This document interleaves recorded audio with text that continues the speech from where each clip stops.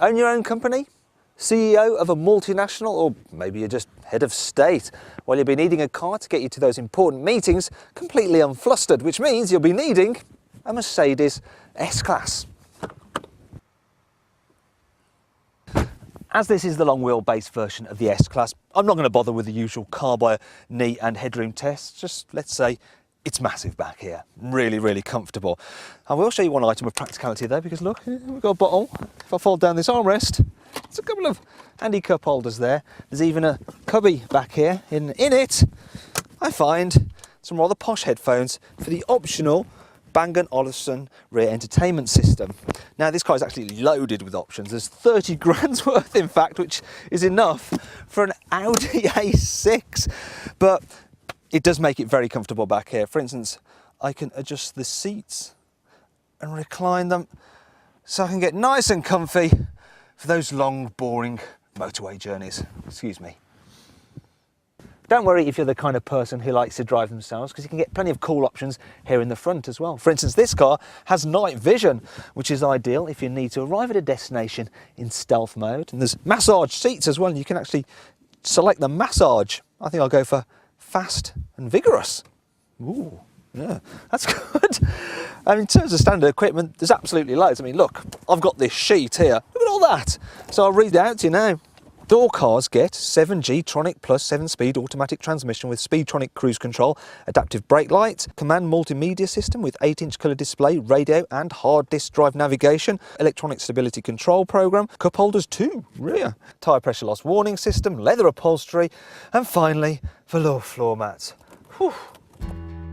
As for quality, the S-Class is superbly built from some of the finest materials known to man. It also has a large, useful boot with a handy underfloor storage area and automatic closing. The Big Merc is available with a range of powerful engines, including a twin-turbo V12. However, the 3-litre V6 diesel is the best bet, as it provides sufficient pace with decent economy. The first thing that grabs you about the S-Class is just how easy it is to drive. I mean, look at me, look. I'm having to put in absolutely no effort at all. In fact, I think this is the most comfortable and chilled out of all the mainstream production cars. For instance, the seats are sumptuous, the cabin is well insulated from noise. In fact, you almost forget there's actually a whole world going on out there. And then there's the ride, which, well, it's about as smooth as melted chocolate. This standard fit air suspension just glides over any bump in the road. In fact, it's actually as if the car actively fills in any imperfections ahead of you. So no matter what the surface is like, it always feels like it's just been freshly tarmacked. But just because the ride is silky smooth, don't go thinking that means this car wallows about in the bends, because it doesn't at all. In fact, the suspension, it actually adjusts to the conditions and your driving style, and as a result, it's surprisingly agile for such a big car. And be warned though, if you're a chauffeur and you've got the boss in the back, don't get too carried away on a road such as this, otherwise you might lose your job, and that would be a bad thing because the S-Class is rather expensive. In fact, it costs more than its main rivals.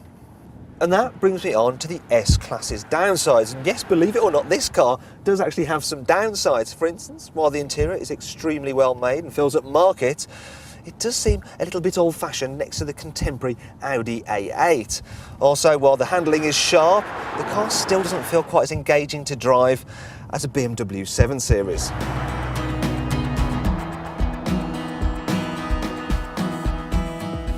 Finally, I could say that the exterior design isn't quite as unique as the Jaguar XJs. I guess I just did, didn't I? But hey, does it really matter? Because after all, when it comes to being the best all-round luxury car, the Mercedes S-Class is still the boss.